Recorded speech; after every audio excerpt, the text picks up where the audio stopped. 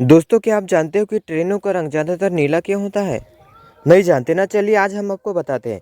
दोस्तों, बात करें 1990 के पहले की ट्रेनों की तो ये लाल रंग की होती थी और इन ट्रेनों में ब्रेक के लिए वैक्यूम ब्रेकिंग सिस्टम का प्रयोग होता था, जो कि ब्रिटिश ज़माने से ट्रेनों में ब्रेक के लिए होता था, पर उतना कारगर नहीं था और ब्रेक भी जल्दी नहीं लगता था। इसके बाद आया एयर ब्रेकिंग सिस्टम।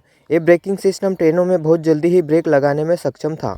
इसीलिए सारे ट्रेनों में एयर ब्रेकिंग सिस्टम लगाया जाने लगा। लेकिन सभी डिब्बों का रंग लाल होने से ये समझने में परेशानी होती थी कि किसमें कौन सी ब्रेकिंग सिस्टम लगा हुआ है। इसीलिए एयर ब्रेकिंग सिस्टम वाले डिब्बों को नीला कर दिया गया। दोस्तों, वीडियो कैसी लगी कमेंट में ज़रूर बताना और वीडियो पसंद आए तो प्लीज़ वीडियो को लाइक करना, चैनल को सब्सक्राइब जरूर कर देना। धन्यवाद।